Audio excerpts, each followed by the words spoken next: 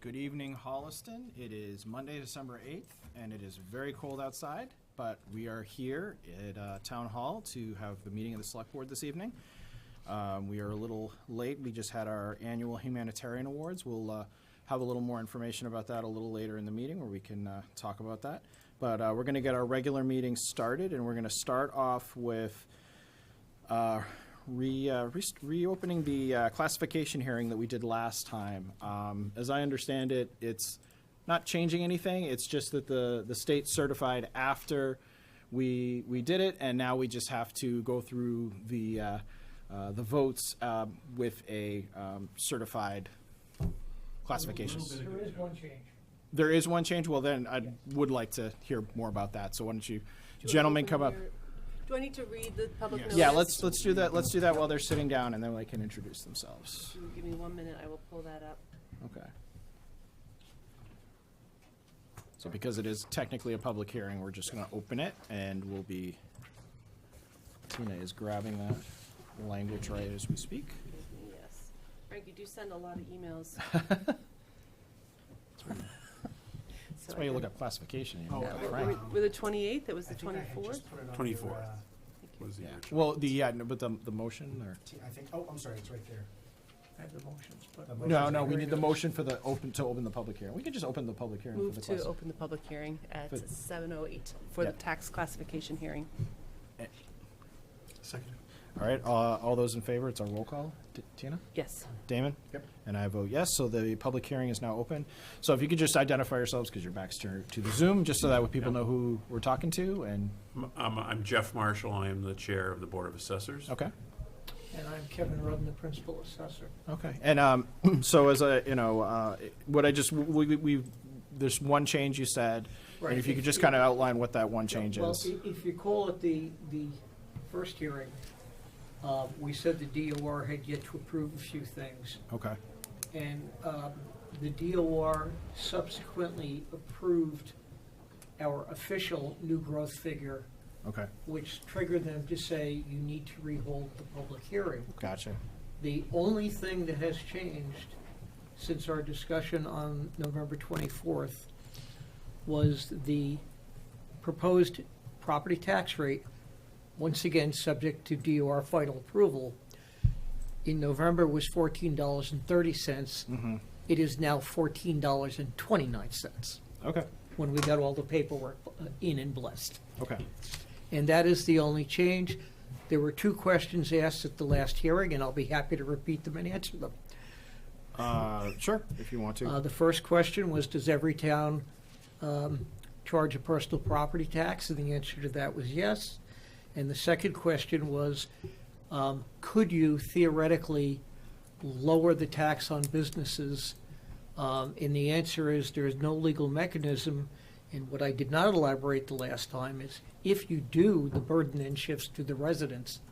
So I remember the gentleman wanted to know, could you lower the tax on businesses to attract more businesses? The answer is theoretically, yeah, but that burden would raise the residential rate.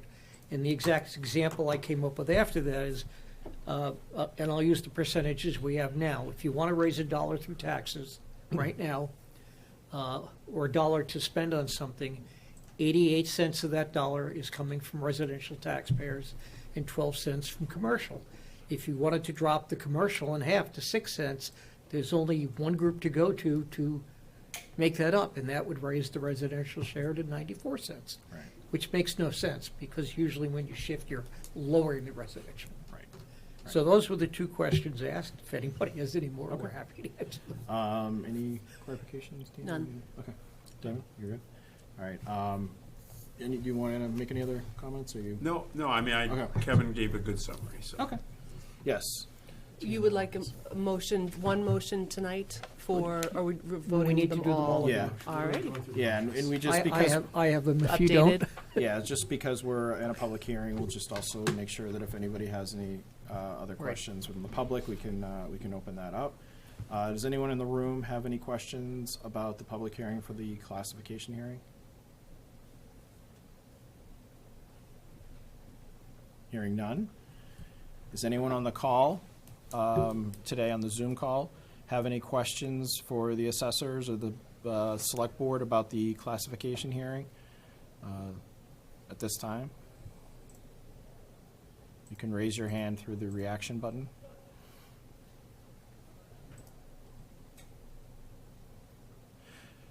Hearing none, I think we are good. So I think what we will do is, we just close the hearing and then we can do Okay. the motions. Move to close the hearing at 7:13 PM. Seconded. All right, all those in favor, Tina? Yes. Damon? Aye. And I vote yes, so the hearing is now closed. And now we are going to go through the suggested motions. Sure. I move that the town of Holliston not adopt a dual tax rate for fiscal year 2026. Seconded. All those in favor? Yes. Aye. Yes. Okay. I move that the town of Holliston adopt a residential factor of 1.0, thereby establishing a single tax rate of $14.29 for fiscal year 2026. One point of clarification, Kevin, is that still subject to DOR review? Subject to DOR approval. I will rephrase that then. I move that the town of Holliston adopt a residential factor of 1.0, thereby establishing a single tax rate of $14.29, subject to Department of Revenue final approval for fiscal year 2026. Seconded. All those in favor? Yes. Yes? Yes. I move that the town of Holliston not adopt the residential exemption for fiscal year 2026. Seconded. All those in favor? Yes. Yes? Yes. I move that the town of Holliston not adopt the open space exemption for fiscal year 2026. Seconded. All those in favor? Yes. Yes? Yes. Final motion, I move that the town of Holliston not adopt the small commercial exemption for fiscal year 2026. Seconded. All those in favor? Aye. Aye. Aye. All right. I believe you're all set. Thank you very much. Gentlemen, thank you so much. Good. Thank you for coming in. Happy holidays. Bring a little bit of good news. Everybody saves a penny, right? Yeah, There you go. we'll take it. On our $1,000 home.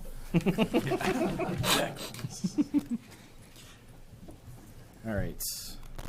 Do I'm gonna suggest that, if it's okay, maybe you want to, we can, James and Deb, I don't know if maybe you wanna go next, maybe while we. we can jump the, Oh, I mean, is there a specific time?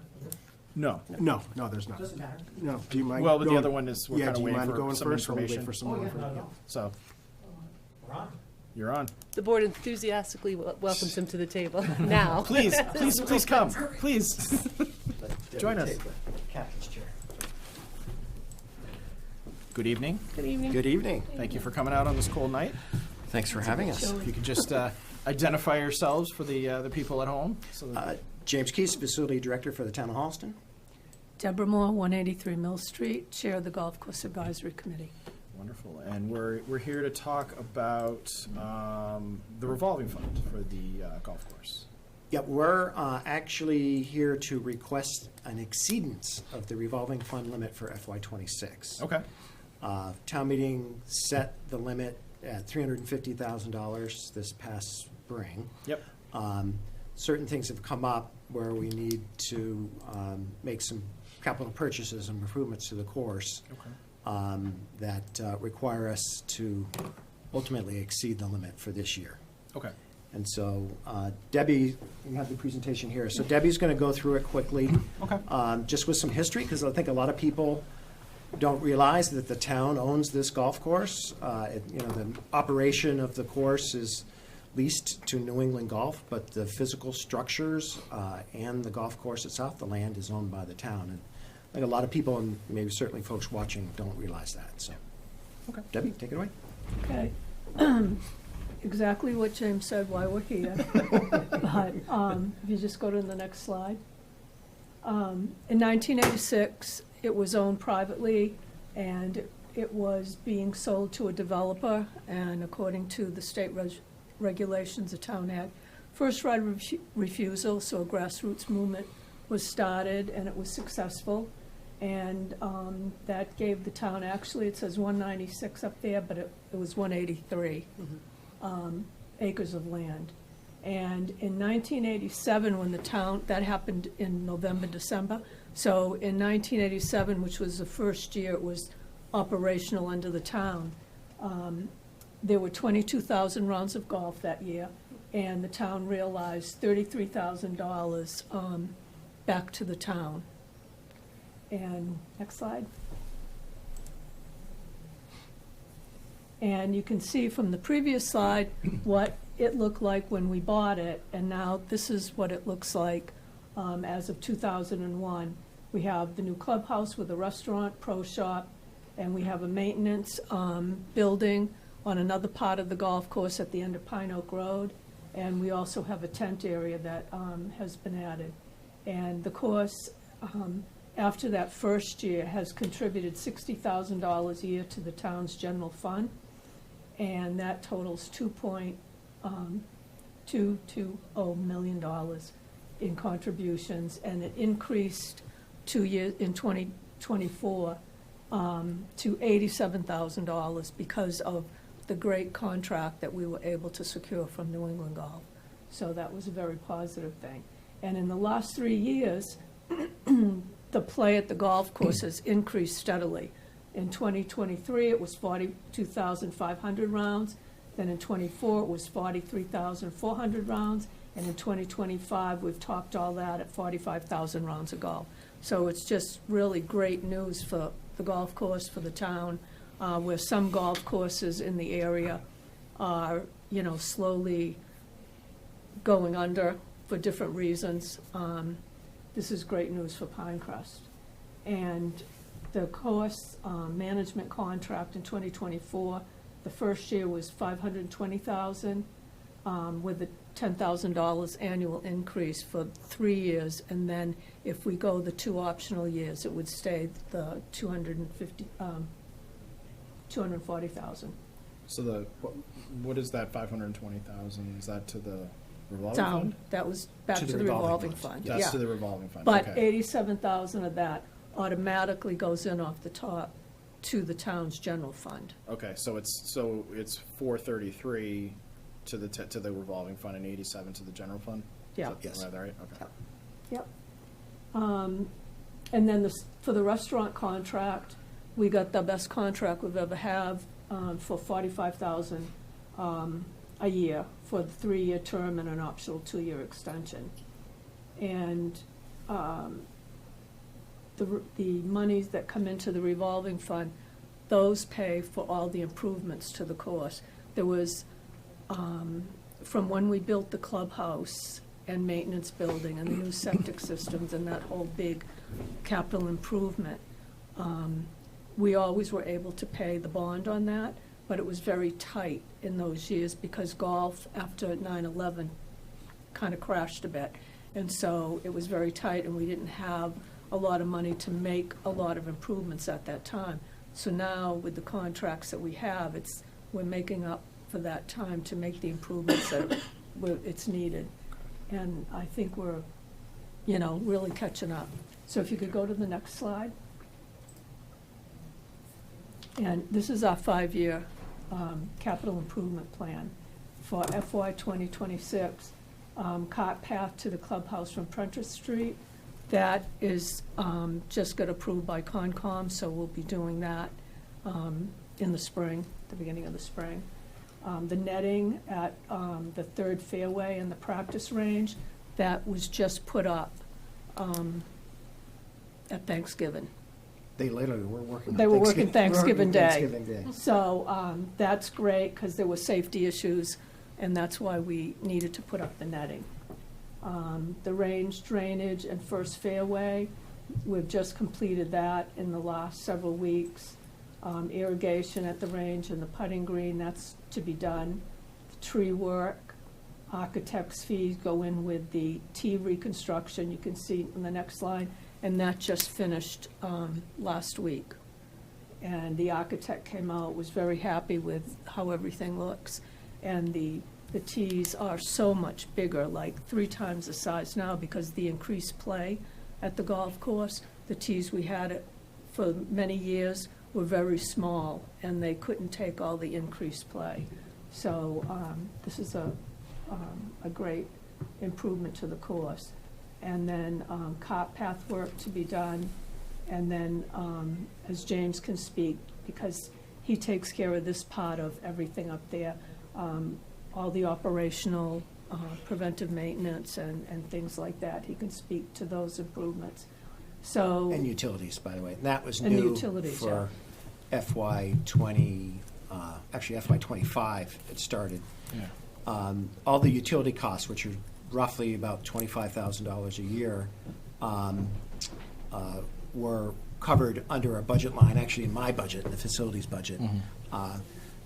And when we changed over to the increase for the town contribution, we also switched over. All of those utility costs are now borne by, the revolving fund. Quick question here, though. We're saying that those operating costs are going to be 90,000 this year, and we're expecting 80,000 next year. Yeah, I mean, it all is, typically what happens is that, there's a piece of the restaurant equipment that will fail. It kind of like an every other year cycle.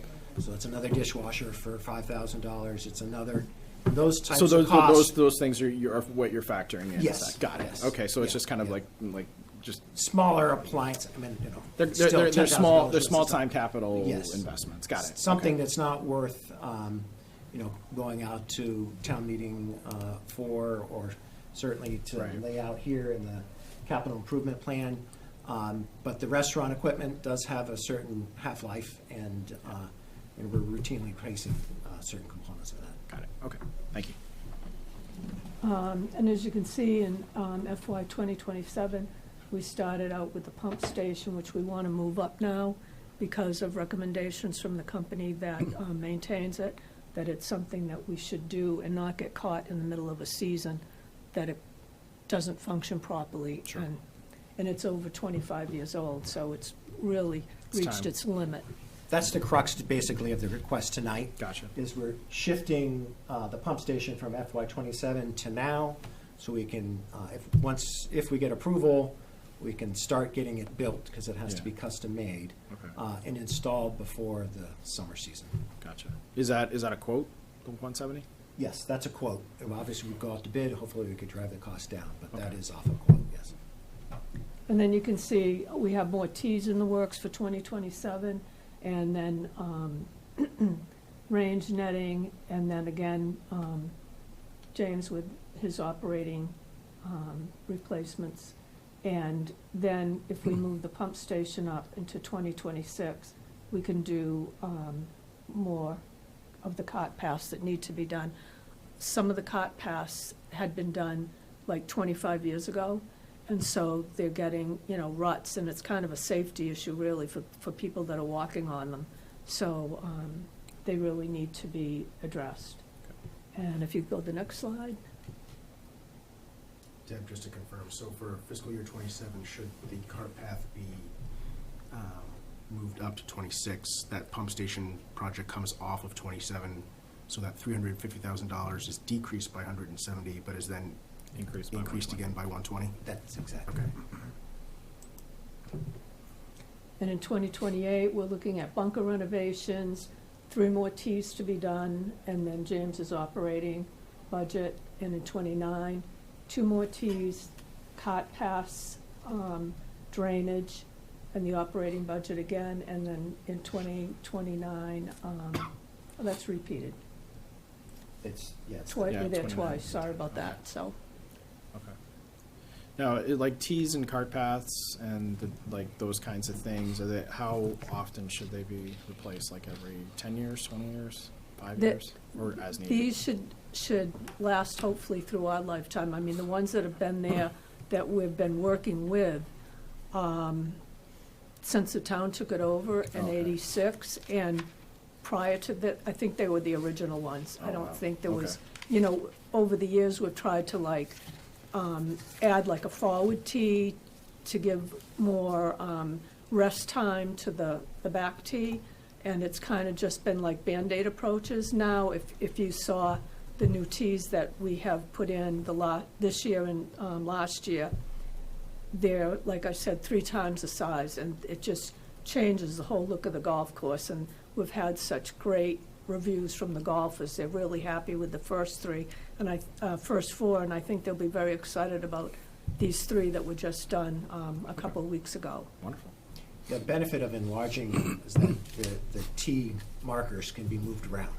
So if their tee markers are in one spot all the time with 45,000 rounds of golf, it just it's gonna take wears a it toll. out. Yeah. So at least then, every month or so, they can be moved around, Okay. and allow the other area to regenerate, while the teeing is going off in another section. Gotcha. Okay, cool. Next slide. So what brings us here is this pump shack. It doesn't look like much, but within there are three variable speed pumps. Delivers about 250 gallons of water per minute. It irrigates, it actually feeds the entire course and over 300 sprinkler heads. Many of those heads actually have computer control that talks back to this pump. So there's a brain section in there, and that is 25 years old. It's getting very difficult to find parts for that brain, and that's really the bulk of the cost of this thing is the modules. Okay. So the hope is, if approved, to go out to bid, get a contractor to basically construct this pump and controls and install it sometime in early spring, so that it's operational for the next. Is that realistic, that timeline? Yeah. For them to be able to From accomplish what that? we've been told, Mhm. yes. Okay. And if it's custom built, are we gonna run into a similar situation that we're running into now, where it's hard to find parts for it? Well, hopefully it'll last another 25 years. And then we can put it But in yeah, an improvement plan. Yeah, and right, kinda right. Set aside. Yeah, I mean, there is that risk. I mean, these pumps aren't, a couple of those pumps have already been replaced. You can get them repaired. These are heavy-duty pieces of equipment that, can be repaired a few times, but Yeah. at 25 years old, things begin to corrode and rust. Yep. It's time to replace. There's only so much chewing gum and duct tape you can Yeah. put on Right, them. and the reason, yeah, you're exactly right, spit and bubble gum. The reason that we are moving this forward is at the end of this past season, for preventive maintenance, really getting some concerns from the company that's doing this maintenance, that, you really need to, and they don't have any skin in the game. Right. Other than, replacing it, parts, that this really needs to get replaced. Because if it were to fail in the peak of summer, it could have a devastating impact on the condition of the course. Yeah, we don't want And that. could make irreparable damage in terms of things dying off and Sure. having to get redone. Right, it would take several years to replace tees and greens, and the cost, if we had Well, to you see do the them all, cost. would be like $1 million. Yeah, we don't want that. And, it's like, we're at such a good pace now with how many people we've attracted to the course Right. and all the improvements we've done. You don't want a big blip like that to No, like disrupt no. things. And 'Cause- people will go elsewhere and they might not Right. come back. Right, and we've been working on this since 1987 to bring it to where it is today, so Sure. it's really a labor of love to get where we are now. Certainly does. And then the last slide is finances, and hopefully you can read it. But basically, this is the snapshot from FY '22 to current. And current is as of the end of November.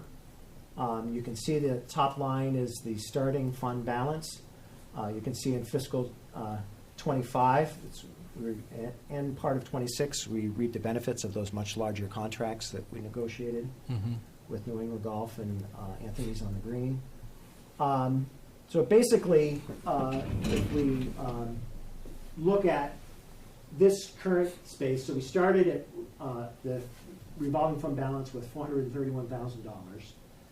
To date, and again, this is as of the end of November, we've had golf course fees of $265,000 and restaurant fees of $28,000. Which gives you a total revenue of $293,125. Again, as of November 30th, our total expenditures to date are $80,470, which gives you, at the end of, November, $643,670. Now, if we want to extrapolate to the end of FY '26, so June 30th, we anticipate another additional revenue amount of $281,875. the proposed projects as well as expenses is, a reduction by $256,959, so basically $257,000. Doesn't include the pump. And then if we take out the reimbursement payment to the town, the estimated fund balance at the end of FY '26 would be $411,186.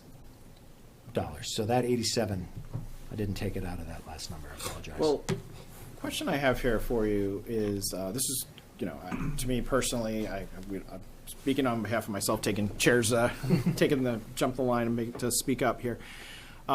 We have a great contract here, and we're saying we're going to spend $350,000, but we're bringing in, what is it, about well over $400,000 Yeah, to the revolving fund. 70. Yeah, but then you take out the 87 to the general fund. But what I'm saying here is if we just take that out and we have the 483, if we're bringing in that much money, but we're only spending 350, sort of what are we? Do we just want to have a cushion in case something happens? Is that kind of what we're doing, just to make sure there's a few $100,000 in there if something goes awry, kind of thing? Is that kind of what we're thinking? That's here? always been the plan, was to keep a balance Okay. in the revolving fund for something. There could be something serious. Okay. I mean, we're, waiting for the two large septic pumps Yeah. there to fail. If they were, both of those, it's going to be $25,000 to replace those. Okay. And there could be something that, could happen on a much larger scale. Sure. We deal with a lot of safety issues up there. Yeah. Like so the netting that you saw up there, that wasn't, one part of the netting was planned, but another part wasn't planned. At the beginning of our 5-year capital improvement, and a neighbor came to us and pointed something out that was happening. Okay. So then we had to do it right away. So Okay. there could be things that come up that are oh, we need to take care of this right now. Okay. And one thing we've always prided ourselves in, since the town bought the course, we've never come back to the town to ask for any money Right. out of the general fund. We've always given to the general fund. So that's something that, That's great. we really want to make sure that we have money there, Okay. because you're dealing with a lot of safety issues on a golf course. Sure. Okay. All right. That makes sense, I think. Yeah, so the 411 is less than 170, Okay. is what I mentioned before. Okay. But basically the revolving fund is not capturing all of the money, because we're putting some aside, so that way when these things happen, you're coming to the boards to sort of say, the select board and the finance committee to sort of say, we got to do this, we need to change it, and we need to. Right, anything do it outside as of the this- limit, the Yeah, 350,000. well, what I'm getting at here is just that, if we're bringing in that much more, should the limit be higher, is kind of the question I'm having here. Well, we just raised the limit at the Right. last It was town 200 or so. 250, Right. and we And then- raised it to 350, thinking that would be good. And Yeah. now we're kind of reevaluating that Yeah. again because of, Yeah, and it's, we're doing well, which is great, but it's also, it begs the question if we're putting it away for a particular purpose, that's fine, but, or we don't necessarily need it to be just collecting lots and lots of money, because we should be reinvesting in the golf course as much as possible. But, right, and the other part of it was, when we had 250 to spend, we're like, oh, that's a great amount, and then we all sit down and talk about it with James, and it's like, Yeah. well, we You need to just put ate it up some with one aside thing, yeah. for something. 170 for a pump, yeah. So that took Yeah. almost $100,000 right off the top, and then you go, oh my God, we only have 150, and one project was 150. Sure. So so I think it's a couple of years trying to find where our Okay. limit should be. Okay. All right. That makes sense. Okay, I'm done talking. I'll let Tina and Damon ask some questions if they have. So for me, I understand the need to replace the pump. I understand the timing of this and the risk of not doing it. That all makes a lot of sense. I love I think it's a very good, this proactive approach. The representation here at the table between the facilities manager, the golf course advisory committee, and the town manager, presenting a decision for the board, which ultimately then clears the way for this to go to the finance committee. That is the next step.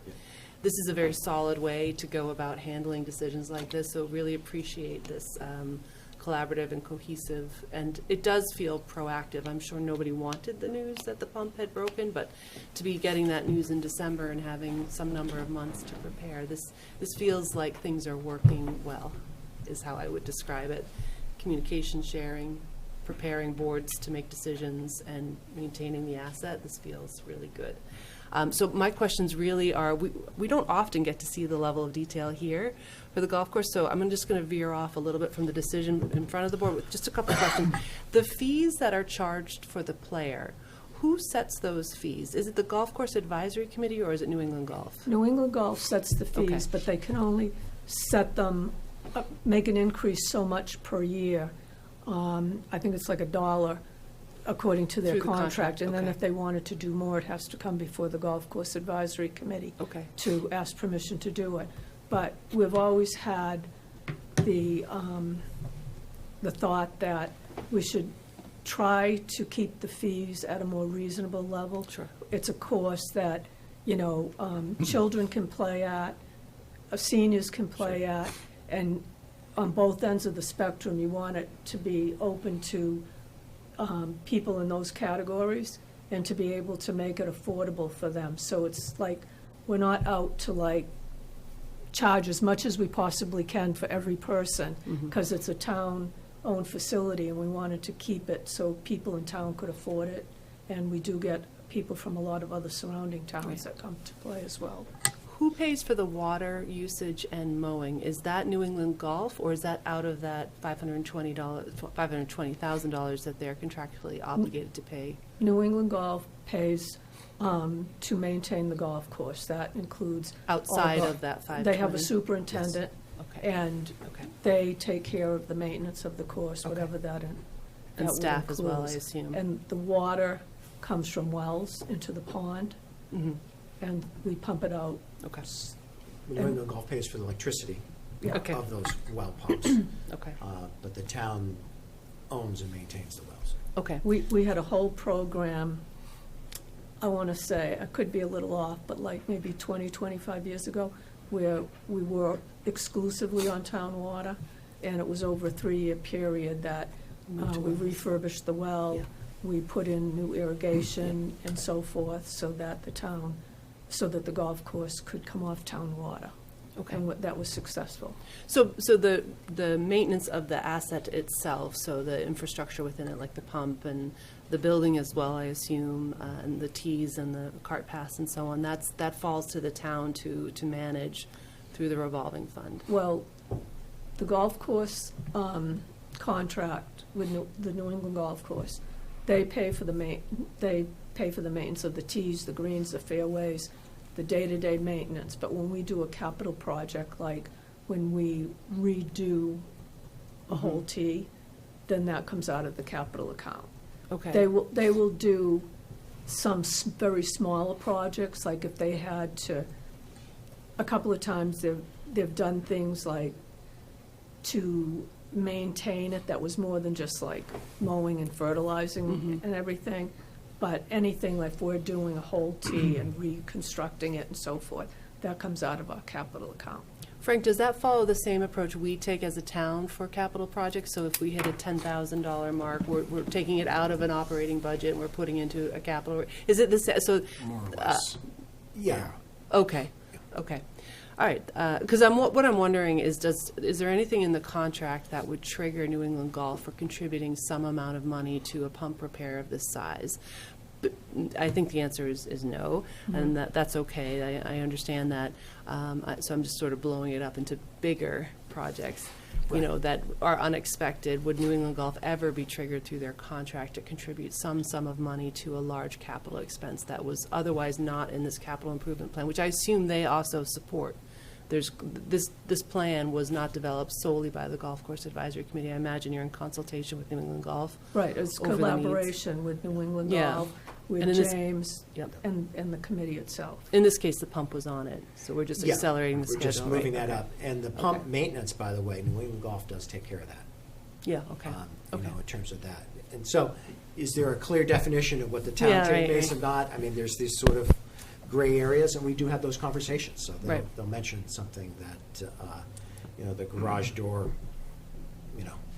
is bent and needs to get fixed. We can fix it, meaning New England Golf, or do you want the town to do it? And so we do have those conversations, but much larger projects like the reconstruction work There's nothing in the contract that triggers New England Golf to No. contribute in any Yeah, way? that's Got it, okay. Last question, is there upwards capacity? I saw the numbers grow to $45,000, 45,000 visits? Rounds, thank Rounds, you. yeah. This year, is there capacity to the number of rounds that the course can support? I'm just curious We how haven't much. ever discussed what the Okay, high that's fine. number would be. I mean, we could get a ballpark figure, but I think we may do that after we get all the tees completed Mm-hmm. and all that type of work that could support increasing it a lot more than it is now. Okay. There's times of day that we've talked about that you could increase the play, like during the week. Yep. Later morning, early afternoon. They've tried, we do a lot of league play there, which Right. is great. So, try to get them to play in times that aren't as busy, if that's possible, like a senior league or something like that. They've tried, and we do have a lot of tournaments up there, and they've taken the tournaments off weekends because the play it's gotten Right. so busy. I mean, you have to have a tee time ahead of a weekend. You just can't walk on, so to speak. Yeah. So they've put them on Fridays to leave the weekends open because we know we're going to have, it's going to be packed. And of course, it's very weather dependent. So, the last 3 summers, it's been Enjoy, pretty right, good. right. And this summer, we had a lot of warm weather and not a lot of rain. Right. So the play increases, and the challenge is, like we were saying, to keep the tees maintained with the increase in league play, the drier weather, in a small tee, it's really Sure, tough. Sure. Well, it's a big investment. I know it's on the plan, but also it's a 25-year, this one lasted 25 years. You can anticipate the next one will last 25 years. So it's an investment in something, in a endeavor that the town has that has growth potential. That's really where I was Yes. going. So it's $170,000 spent on something that, lasts 25 years, but within those 25 years, we will likely see further growth at the golf course. And I think, if you go up there or just ride by, one of the nicest things that I see is the high schools that are playing there. Yeah. I mean, they're all out there with their uniform, they're practicing on the practice green, they're up at, the practice range, and then the kids are all out on the golf course. Holliston High School plays for free. We Sure. don't charge them during the school year, but we get like 4 or 5 other schools that come that do get charged because they're from out of town. But it's just great seeing so many different age groups up there enjoying the recreational facility that we have, and the town benefits from Sure. it financially. Yeah, okay, thank you. I'm all set. David? Yeah, just a quick one. Are there, if you look ahead, other than what you mentioned, are there any other big capital improvements kind of planned that might defray costs or make things more efficient in the near future? I'm assuming you're always looking for optimization, but I don't know what else might be on the radar to try to make things a little bit more manageable. Just put a new roof on in anticipation of solar. Mhm. The solar will help drive down the utility costs.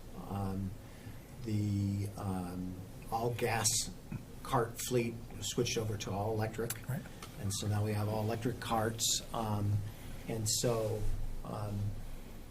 I can't think of anything right now. I know that the committee has a subcommittee working on water efficiency and water reduction Cool. and turf grasses that don't need to be, as much maintenance is required, those kinds of things. So they are working on that.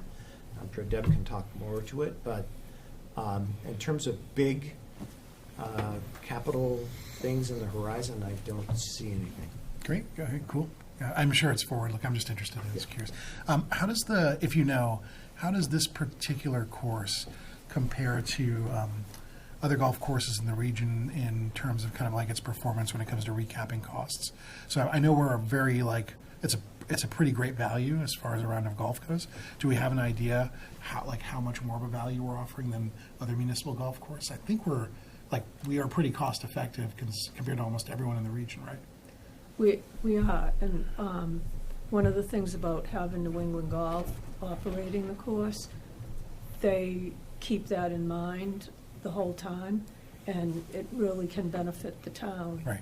And I think we're fortunate that we have them, and just seeing the money that they put forth for the contract, to win the contract, really speaks to how much they're invested in keeping the course at the level it is, but also increasing it to increase play and so forth.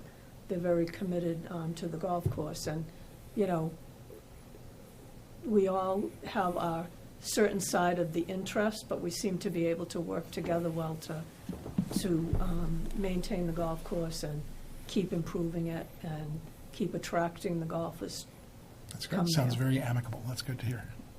That's all from me, Mr. Chair. One point of clarification here. We said that New England Golf was paying some of the utilities, and we're paying some. We pay for the street light, the lighting, outdoor lighting, or So there are, believe it or not, 7 utility accounts up there. oh my. 5 of them are related to irrigation, right? Related Okay. to irrigation of the course, pumps and the maintenance barn and those types of things. In New England Golf's contract, they pay Take for care of those bills. Okay. The bills that go to the clubhouse are partially covered by the town, partially covered by Mike Fico through Anthony's on the Green, and as well as the charging of the golf carts is partially covered by New England Golf. Okay. So it's kinda- it's kinda still- shared, it's a little murky. Yeah, it's not That's cut fine. and dry. Okay. But anything course related, New England Golf is paying for Okay. from a utility standpoint. Gotcha. Okay. Yeah, I mean, it's, I think it's fine. I recall that there was, that we had a role, and we just talked about that with the 80,000 for the operations, and then with the, and you mentioned that they take care of some, just trying to make sure, sort of understand what that looks like. To me, it seems like it's a good idea. We should continue to invest in the golf course. I don't think there's any reason why we shouldn't do that. I think, we might want to, to your point about like what's the right amount and things like that, we might want to sort of, have, think about that and, what role we need to play there. I don't know. I'm not saying we should, but, we have faith in you guys to do that, but maybe, thinking about those things, and if there are, the septic's going, are we putting that on there? Are we doing those kinds of things if we need to? I think I'm good, and I think we're all in alignment to support this, and I think you're going to the Finance Committee tomorrow night, if Right. I'm Right. not mistaken. Okay. Would you like a motion to approve the increase to the revolving fund limit to the tune of $170,000 for this purpose? For the irrigation pump? Yeah. Okay, move to approve the increase to the Golf Course Advisory Committee revolving fund. Want to make sure I name that correctly. Pinecrest revolving fund. Pinecrest revolving fund for $170,000 for the purpose of paying for a irrigation pump Second. For fiscal year 2026. for fiscal year 2026. Yes. Thank you. Still seconded. All right, all those in favor? Yes. Aye. Yeah, sounds good. Thank you very much. Thank you both Thanks for very coming much. in, and Thank you. happy holidays. Thank you. Thank you. Thanks One for the thing review. One thing I'd just like to mention, James has been the best addition to the town. After starting out in this project in 1986, Yeah. and everything you go through, to have someone Yeah. with his expertise to collaborate with. Yeah, he's pretty been great. a great asset to us. So I know you know that, but, Yeah. and I tell him all the time, but I just wanted to say it publicly, we really I appreciate don't it. think he plays golf. You don't think anybody you goes? No, I don't think he I plays don't. golf. I enjoy. Neither do I. Oh, I did not. That I did not. That's the one that gets me. I'll tell you what. I'm gonna give away a little secret for the town. Well, it's not a secret right It's, now. I know. Yeah. Around sunset, sitting out at where we extended the patio up there by the restaurant with the little fire pit that's there, sitting there looking out at the 18th, fairway is the best view in town. with Debbie's said that. flowers everywhere, and you're just sitting there and having a little beverage, watching everything is phenomenal. Yeah, you can see the practice green, and Yeah, it's a beautiful view. it's really a nice place It to is. get together with people. And Wonderful part of the community and part Yeah, of the town. yeah, I'm it is grateful to have it. definitely an asset for the town. You gotta protect it. Take Right. care of it. Thank you. Thank Thank you you. both. What do you think for, I think we can go ahead, if you want to pop up, Dana, we can talk Jasper Hill. we're gonna go back to number 2. Yes. Approve and approve access license for 52 Jasper Hill. We can have a conversation about that. Sure, so, if you don't mind, Ben, I'll just Yeah, no, give a please, little bit of introduce the- background, and, Yep. I guess I'd introduce Dana. He is the potential buyer of 52 Jasper Hill, Okay. which is a parcel that this board is very Talked familiar about quite a with. few times. Yes. If you recall, in the, heading into the fall town meeting season, there was a potential for the town, the Open Space Committee, to purchase that parcel. And it turned out there was another buyer sort of in the mix, Dana being the buyer. We've been in contact probably for the past month or so, about maybe a few weeks, can't recall, about the potential purchase. And during his due diligence period and leading up to the closing, his attorneys found that while there has always been discussion of an easement running through the town hall parking lot for a single-family home leading to the property, there was actually no actual easement. That instrument is not recorded at the Registry of Deeds, which, for any buyer would be understandable to, cause, reason for concern or caution, or, want to make sure that you have your ducks in a row before moving forward with the purchase. So our attorney, Brian Winter, from MTC, and Dana's attorney have been probably in talks for the past week or so, potentially finding a way to move forward via a license, which is within the select board's purview. The select board is not able, in this case, to grant an easement, as in theory, there is no easement to begin with, so you can't begin to alter the easement, as was suggested in a prior year's town meeting warrant article. So we unfortunately have to start from scratch in this case. So the license would be an instrument that the select board could issue. It's nothing quote-unquote official. It's not recorded at the registry, but it would be sort of a bridge to get us to May, where the select board could then put an additional article on the May town meeting warrant to negotiate the terms of a new easement, or the first easement.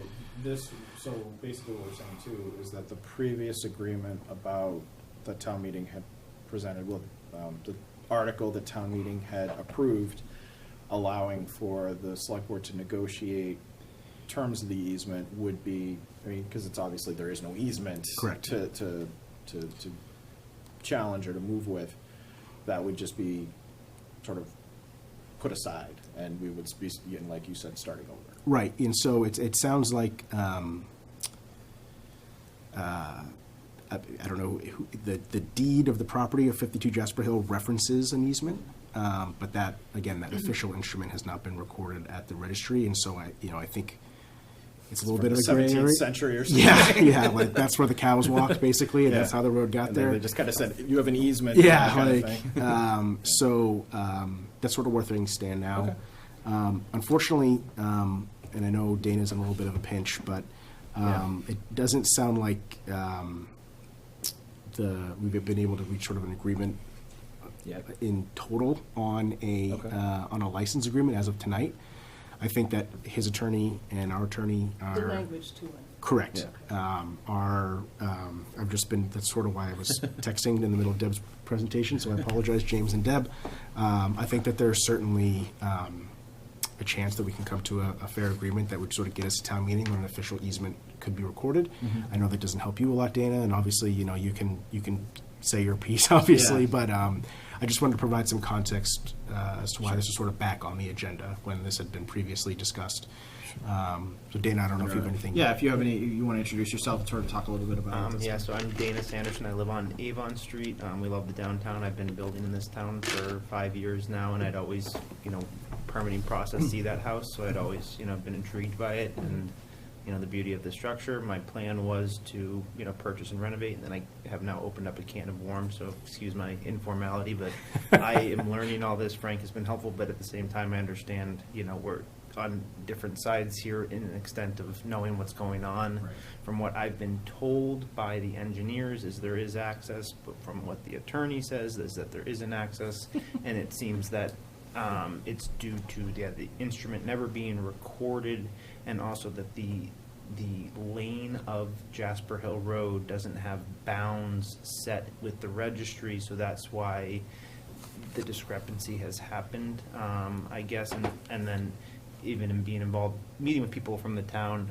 as I have, everyone, is aware of it. Everyone has a slightly different opinion on, the process. And then even as far as last week, I was surprised, and I brought up today, is that there was a part of a different district. I guess there's been 25 years of discrepancy here, and I've just kind of come on this last year, since I put the offer in.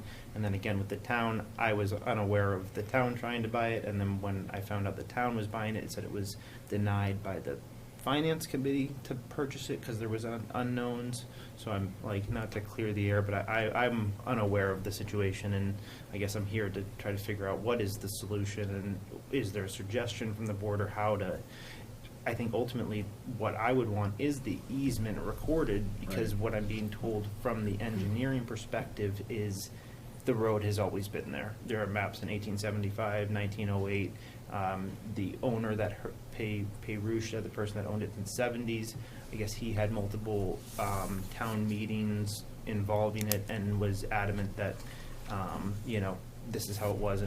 And I guess in 2002 there was a approved town meeting portion for it.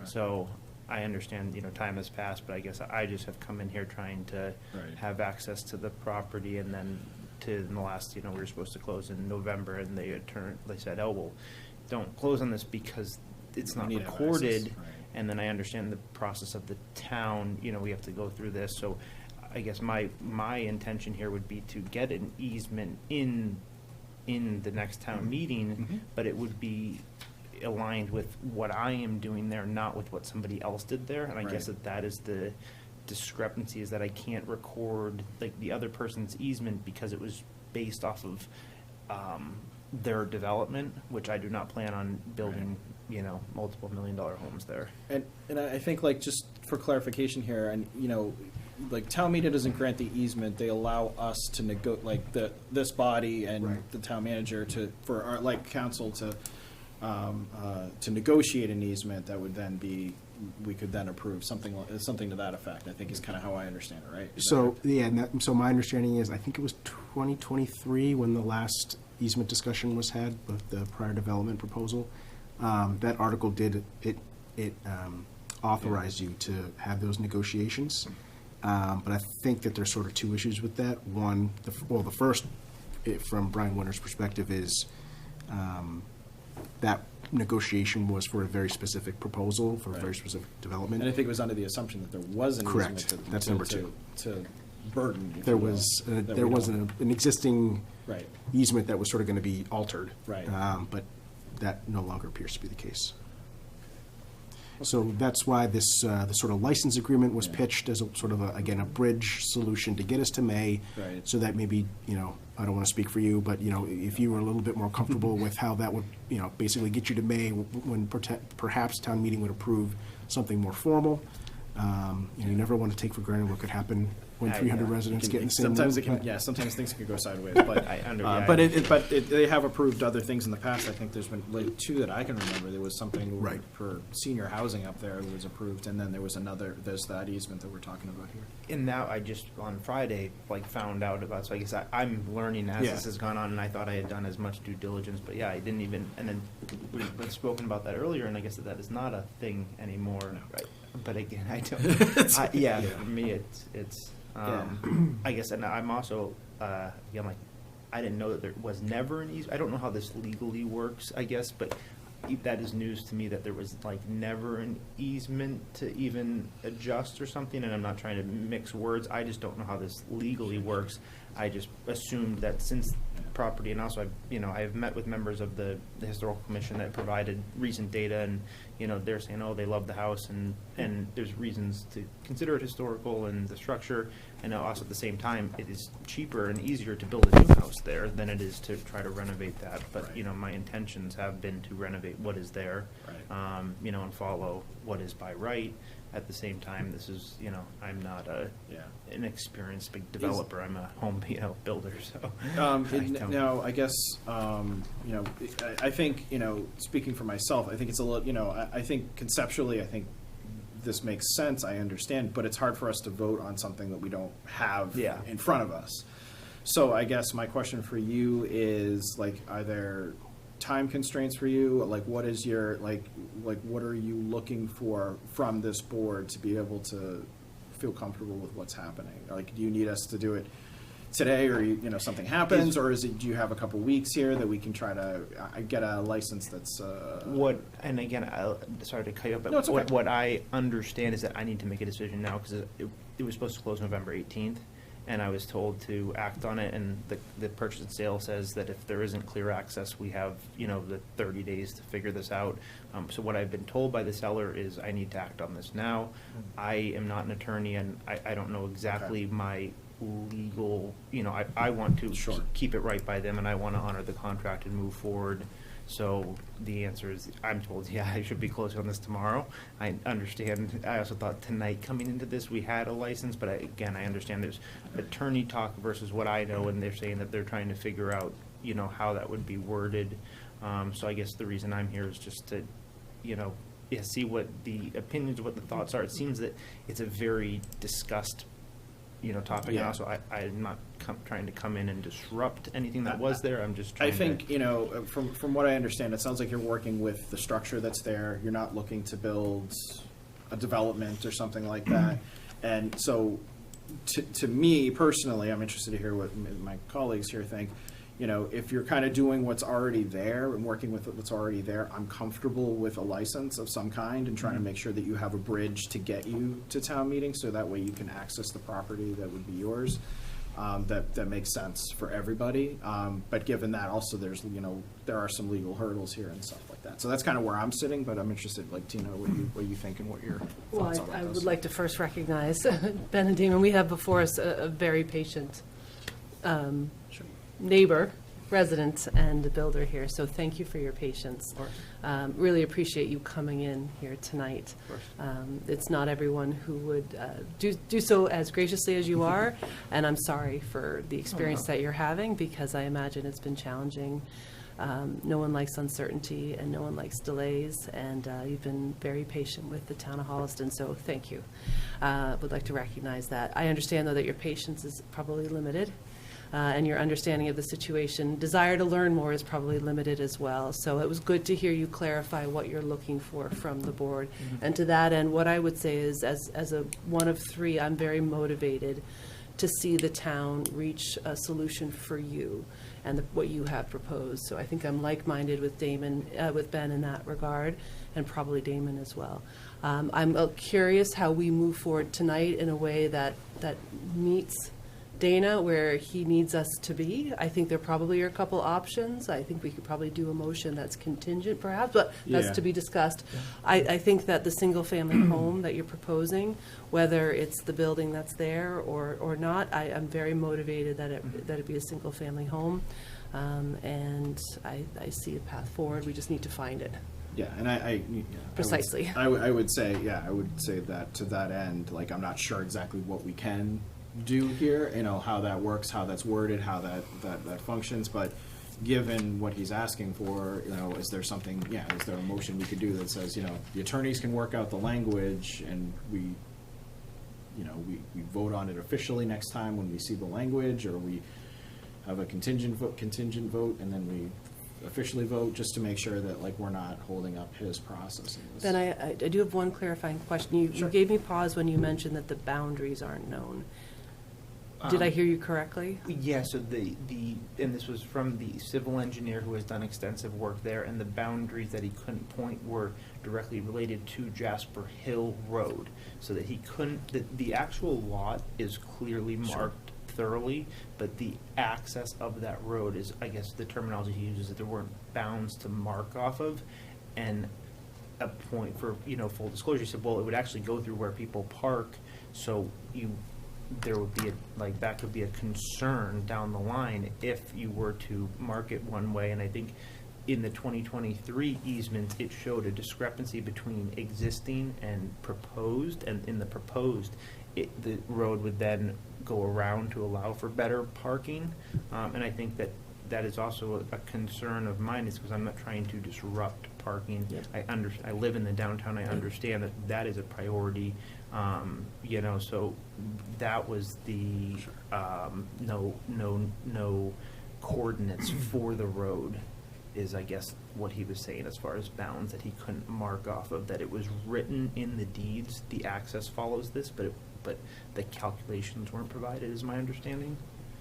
Okay, and is that a requirement for you to move forward with the No. project, that the boundary is clearly identified, or just? No, Okay. I think to be, blunt, is I'm coming to make sure that there isn't a conflict and there isn't something that I'm not aware of that would reduce it. And then also to clarify, in meeting with the town and the building department, who I've worked with on a handful of builds, there, by right, could be turned into a duplex or some sort, remaining the same structure. So that's also something that I want to clarify, and it's not like a bait and switch.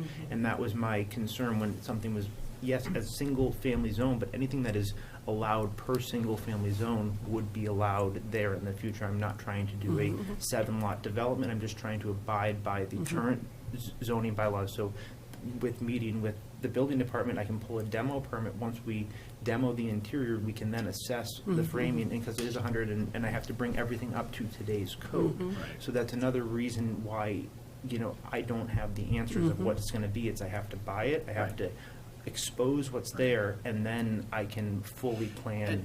And we're not So, asking you to have yeah. the full plans, obviously, but I think we just wanted it, we went back and forth a little bit with the previous developer because there was a lot of units being put in that place that sort of was, we had concerns about some of the access and things like that, but, we understand. We also want to make sure that you have the ability to, legally access the property if you purchase it.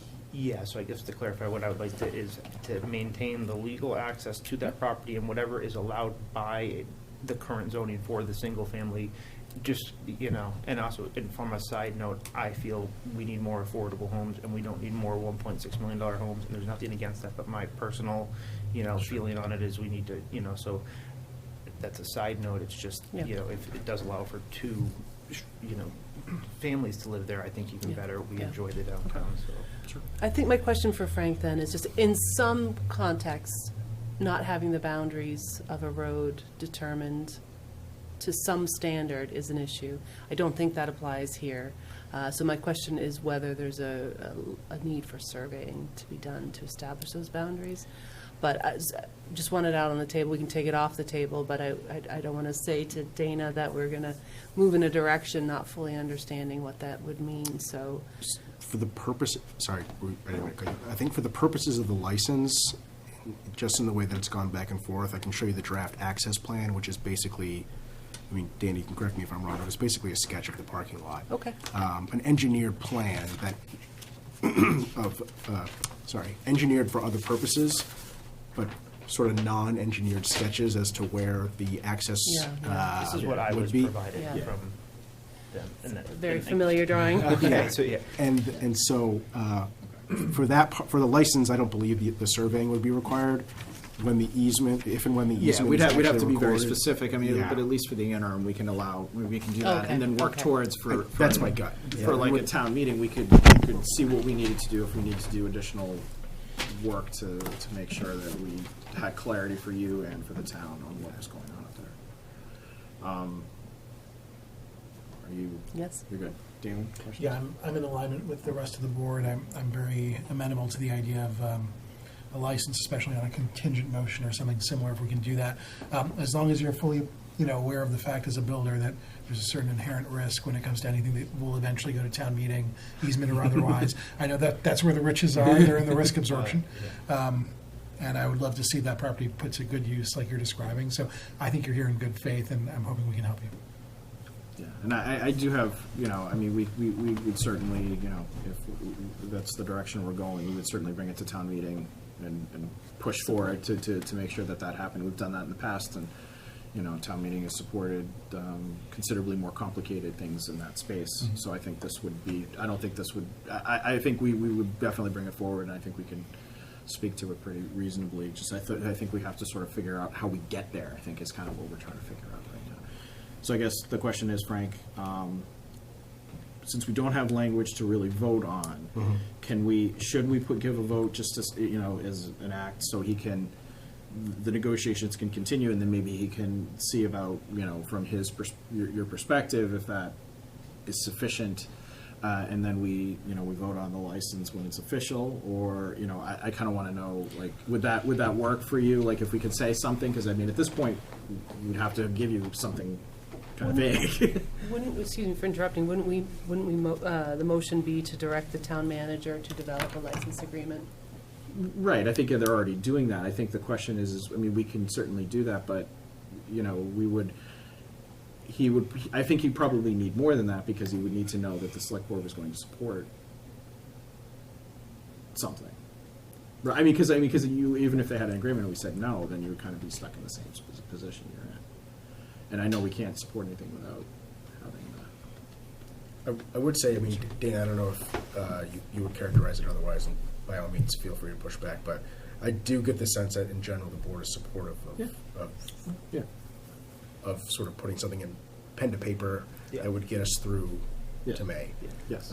I can't put myself in your shoes. I know that there's, Is that enough? Yeah. Yeah, I mean, that's the best I can ask for. I think this was helpful just from my opinion. It's kind of, well, it's common sense that there should be access there, because it's been deemed a historical house, and it seems like there's support from the community that they want to keep it and not have it redeveloped, but then it is, and it's my decision to have that risk and to take the project on. So I'm not looking for sympathy on that. I'm just looking to understand that there is support for this path, and ultimately I'll have to face the, challenges as they come. Fully support a license agreement. Yeah. And Yeah, I'm sorry we don't have that for you this evening.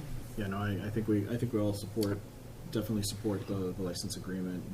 And Ben, if expediency is to Dana's benefit, I'm open to calling a special town meeting. I'm not open to calling a special town meeting. No, that's support. Dana. Let me tell you. Forgive me for that. I'm open to calling a special select board meeting by which we can approve the license to Dana's, from Dana's benefit. I think we could certainly do something like that if we had language in that, if that facilitated things for you. We could certainly do that. We would get on like a Zoom call, like during the day, and we could find a way to do that. We just have to do 2 days notice, 48 hours notice to be able to do something like that. Perfect. Is that, Yes, I mean, does that work for you? Yeah, And that's the best we can really do at this I point. think I just wanted to make sure that there wasn't an unknown here that I was inheriting with it, but I do think that, it's what is for the best, and also to get that property back up and running. And given the fact that we do support it, you can certainly say, you can talk to your people and find out, like, if our next meeting would be on the 22nd. If they say, well, we have support and they're going to vote on the 22nd, that's fine. Or if you need something before then, just contact the town manager's office. Okay. And then say, hey, we got this agreement.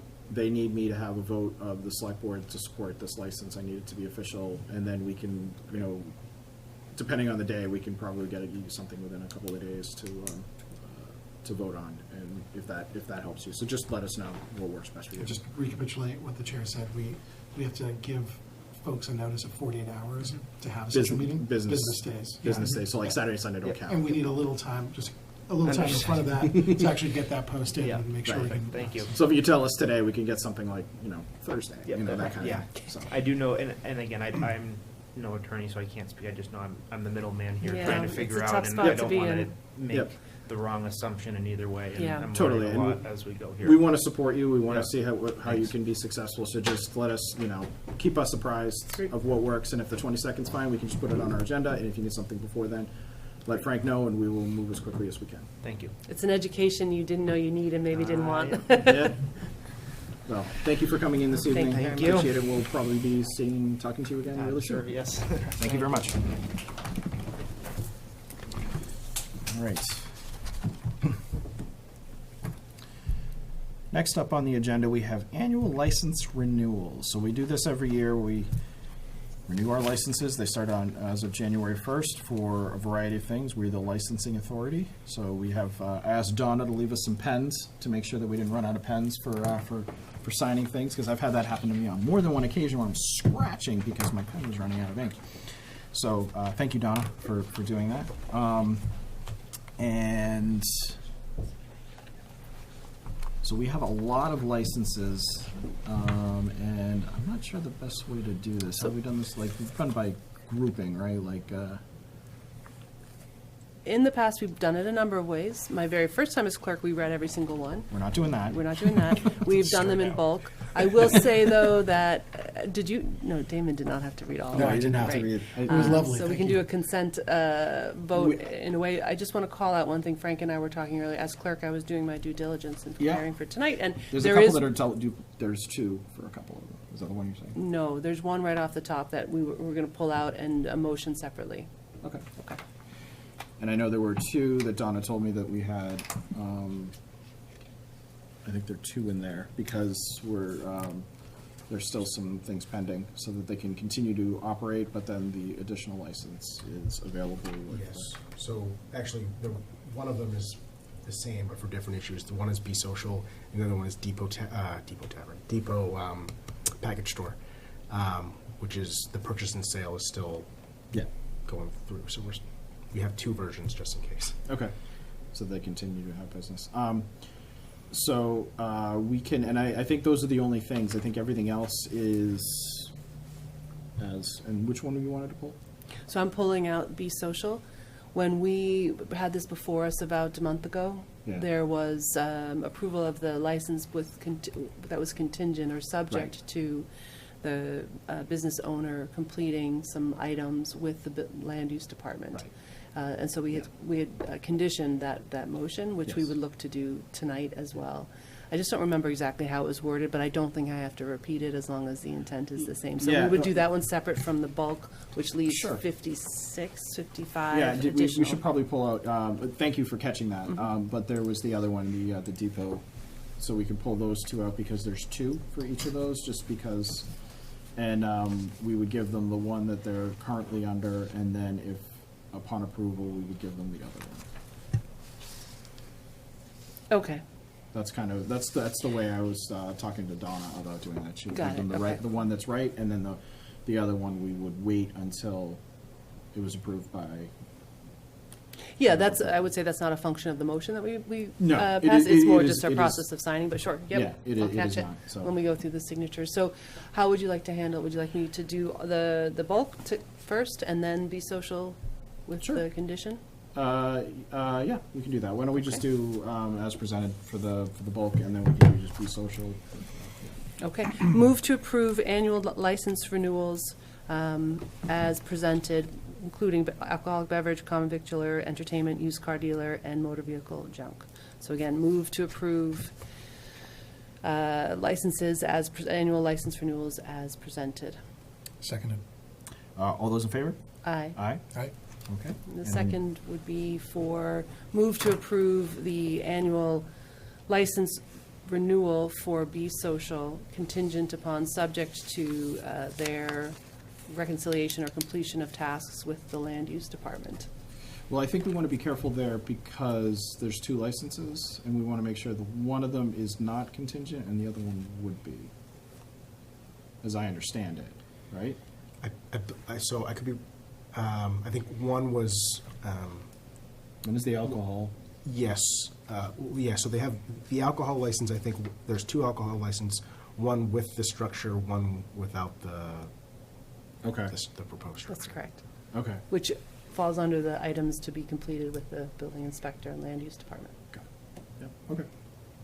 So motion is on the floor. Okay. All right, I'll second it then. All right. All those in favor? Aye. Aye. Aye. All right. I think that's everything. Okay. All right. That's the fun of signing many licenses. All right. Should get an auto pen. We have ice packs upstairs from the humanitarian awards. So. Fantastic. Put that over Excellent. All right, moving on. We are here to talk a little bit about spring town meeting. And we can vote to open the town meeting warrant. And 2 points to make there. The first is closing it, probably around March 8th, I think was the date. Yes, I somewhere think it there. was the second week of March, but I can just pull up the calendar here. Yeah.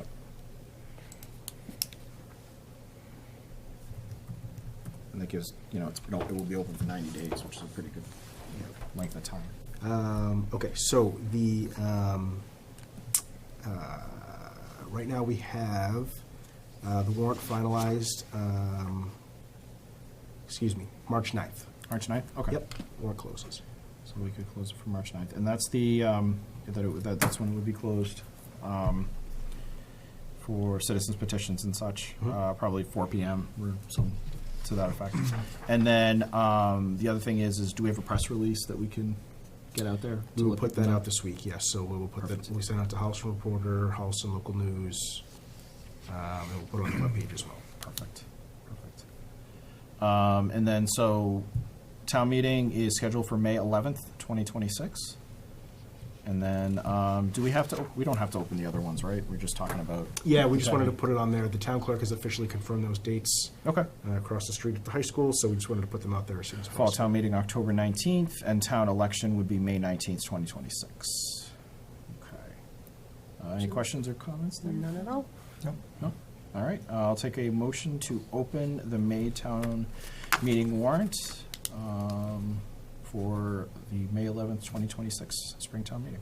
Okay, move to open the May 2026 town meeting warrant for the date set, May 11th, 2026. Move to open that at, 8:25 PM. Second. All right, all those in favor? Aye. Aye. Aye. All right, and the warrant is now open, and the expectations will close on March 9th. Correct. And we'll put that all in the press release so that everybody knows what's coming up, and we can look at it accordingly. Okay. Any other comments about town meetings or elections before we move on? None? No? I know it's very early, but, let's get it out let's there, get let's ahead. get it started and move along, especially if we're doing 2 meetings a month. Sometimes quickly things can, we can lose a month before we know it. I like being ahead. Yes, I like having it open. All right, public comment. Is there anyone in the room who would like to make public comment this evening? Going once, going twice. No. Anyone on the Zoom like to make a public comment this evening? Also remember that you also can email the town manager's office, and we can certainly read in a public comment if you missed this opportunity to speak up as well. Use the reaction, raise your hand under the reaction button. Hearing none. Okay. Select board member updates. I'm going to ask if my board is open to this, that we make a couple comments about our humanitarian awards, who we awarded to. Oh, sure. And just take an opportunity to say a little bit about those people in addition to our regular updates. So why don't we do that first, and then we can do our business updates. Sure. If you're, I know you're signing. Do you want a second? Or you good? Okay. So this evening I nominated Dawn Durning-Hammond, who is a member of the Upper Charles Climate Action Node, which is our region's body for the 350 Mass organization.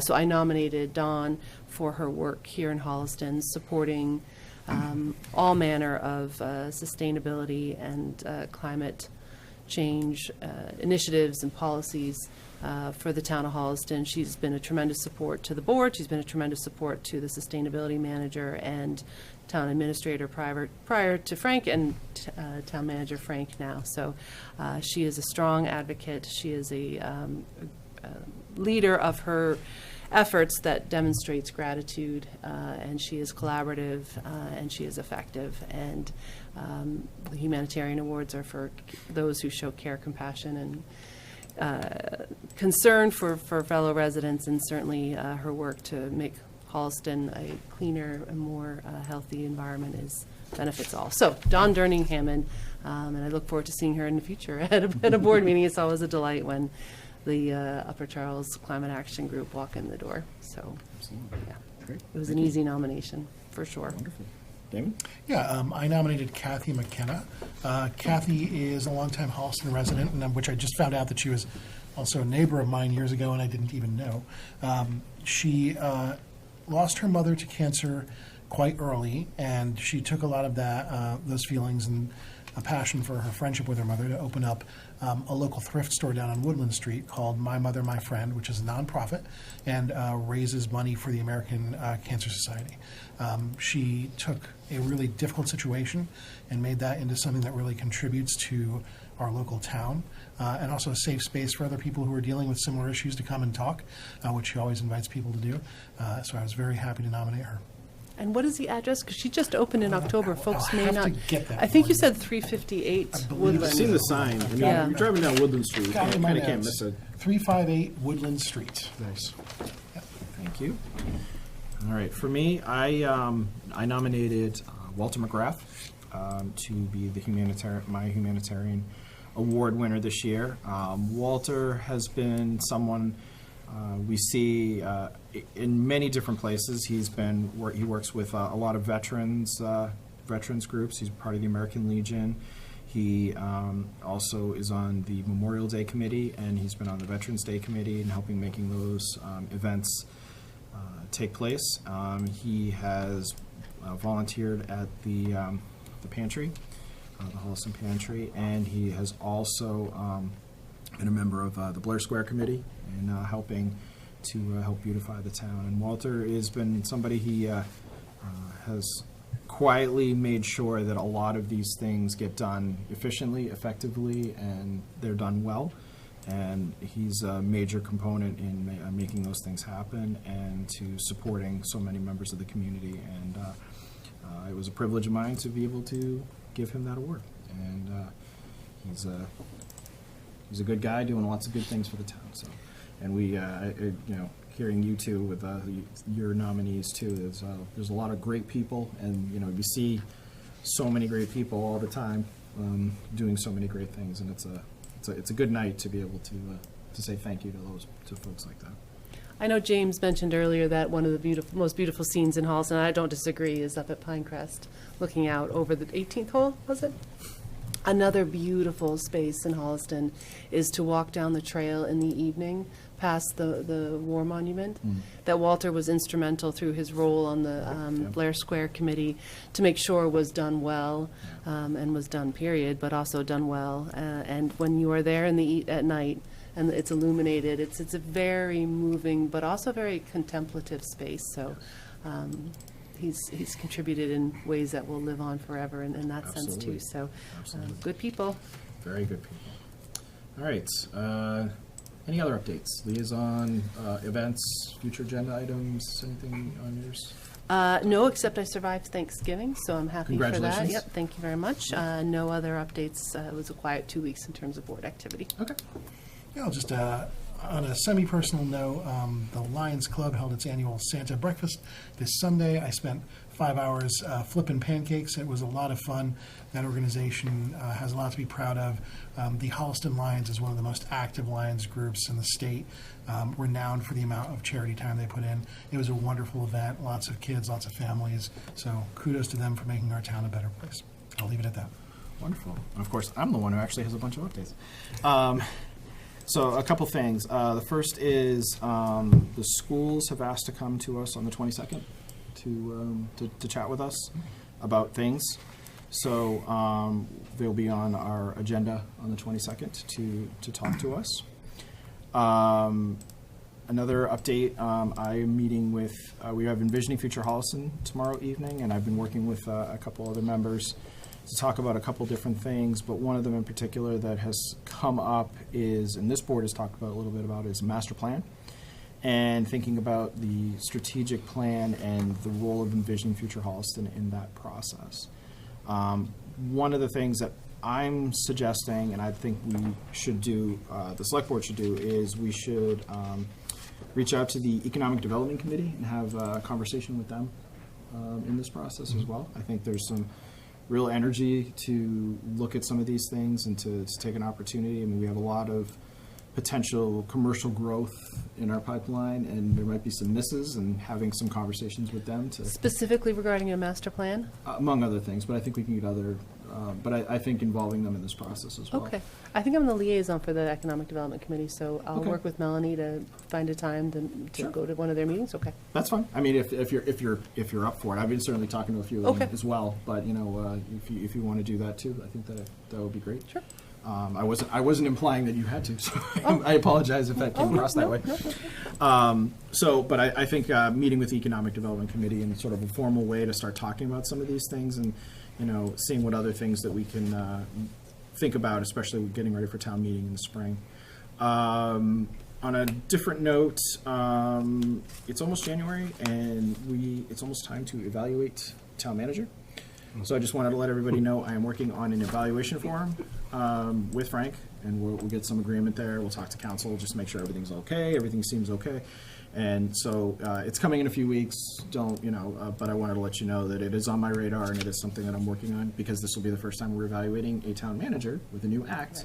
So we want to make sure that we're updating, some of the things, the responsibilities of the previous town administrator are different, and so we want to make sure that we're talking about the same kinds of things. And you'll engage our Labor Council on review of the draft? Exactly. Great. Exactly, yes. And last thing, I wanted to bring up, as sort of, just something, food for thought, is thinking about we've done this in the past for our budgets, is to think about a summit, where we all kind of sit there and we all talk to all of the boards and the departments that report to us, all 7,000 of them, or however many it is. I forget Yeah. what the total is today. But one of the things that I've been trying to look into is to see if there's ways that we can get some finance committee participation in at least part of that. I think there's a lot of presentations that are repeated. There's a lot of things that are pretty straightforward, that I think we can value the time of our staff and the finance committee, and we can all talk about some of these things, and maybe there's ways that we can dovetail that.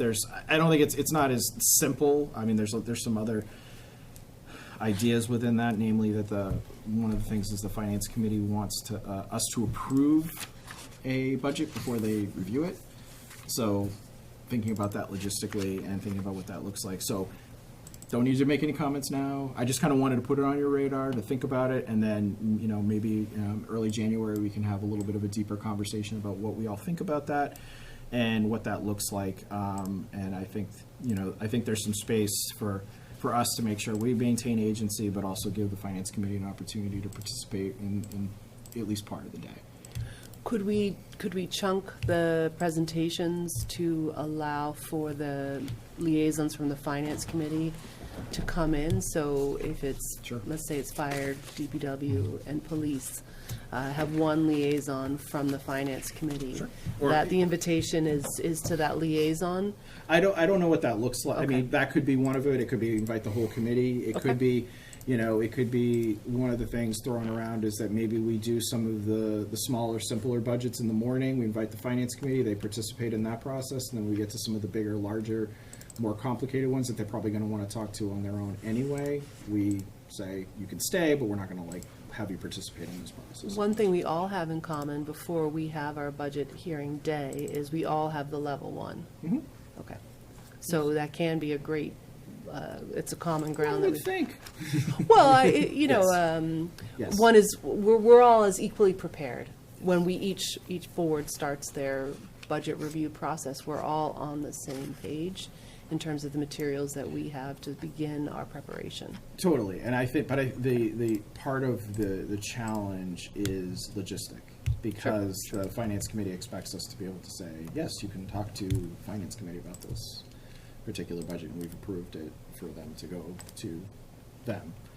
And we can talk about it more in depth at another time, but I just kind of wanted to put it out there is that I think there's a way that we can, I think, value everyone's time a little bit more effectively too, and I think having a little bit more of a collaborative process for at least part of that day, I think could be beneficial for everybody. Sure. And that's all I have for updates. I talked too much. Warrants. Listen to Frank. All right, so we had had 2 warrants since we last met signed. The first, November the 24th, 2025, $2,082,960.09. December 1st, $2,266,000. $2,266,401.98. Okay. That's our warrants. Any questions about warrants? None.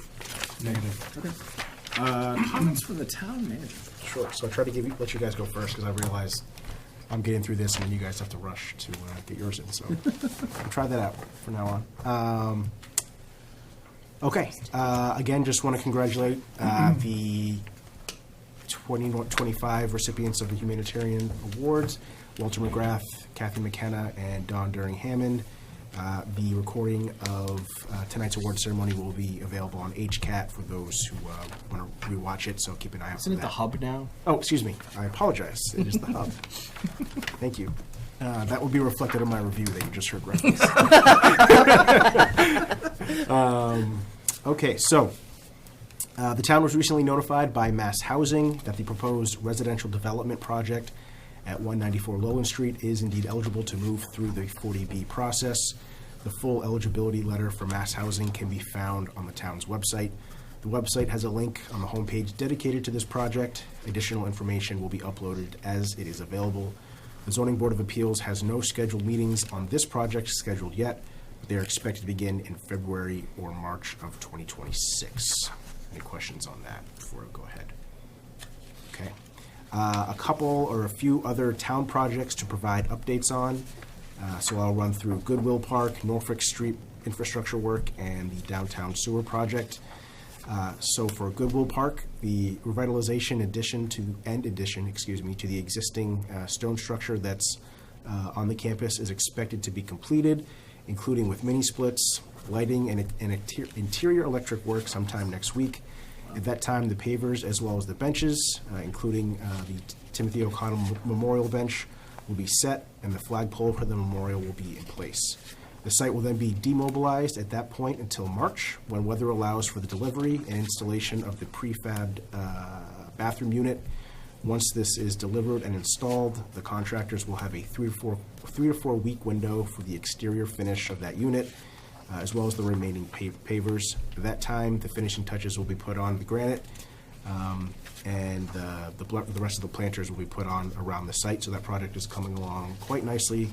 Many thanks to the Parks and Rec team and James Keast, of course, for leading up that project. For Norfolk Street, water main replacements are expected to finish by the end of this calendar year, so that's obviously rapidly approaching. The water main trench that was dug will be paved to be flush to the rest of the grade of the road. And so as that trench settles, any of that settlement will be addressed in the spring, unless it is obviously an immediate hazard. The trench that is dug for the water and then, that is dug for the new infrastructure and then settles, this settlement is totally normal. But again, unless it's an immediate hazard, it will wait till spring to address it. At that point, the final layer of pavement will be applied. The gas infrastructure replacement, which runs the entire length of Norfolk Street, is expected to begin in early 2026, weather permitting, and will all be managed by the gas utility.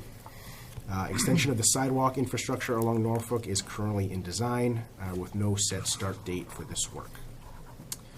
The Sewer Commission, switching gears to the downtown sewer project, the Sewer Commission will meet this Thursday, December 11th at 6 p.m. to discuss the next steps in utilizing the $1.5 million grant the town recently received for the initial infrastructure work needed to make sewers in the downtown a reality. While the Commission has not yet discussed this, so I apologize for getting a little bit ahead of them. After conferring with Town Council, I would anticipate sewer bylaws and the formal creation of a sewer district to be an item on the May 2026 town meeting warrant. These and other updates will be available, or are available, on the town projects section of the town's website.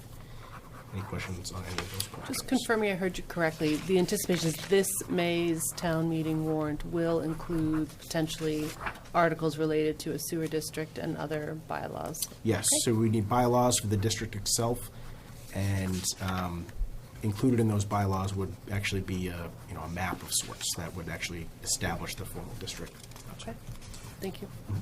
As a reminder, the Town Hall Digest is now live. In an effort to increase awareness of what is going on in Town Hall, the Town of Holliston has launched the Town Hall Digest, which contains brief, AI-generated meeting summaries, lengthier meeting recaps, which are also AI-generated, as well as upcoming dates, deadlines, and events for residents to be aware of.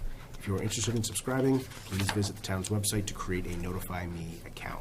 I did, I attended the CPC meeting the other night, and I mentioned to them about the digest, and they seemed interested to. Great. Look at it and maybe potentially participate. So. Yeah, perfect. Yeah, so by the end of December, we'll have a couple more select board meetings under our belts to sort of use as a pilot, and then beginning of calendar year 26, hopefully we will strongly encourage others to join us. Yes. A great Of our ways. a great community event to remind folks of this Wednesday, December 10th at 6 p.m.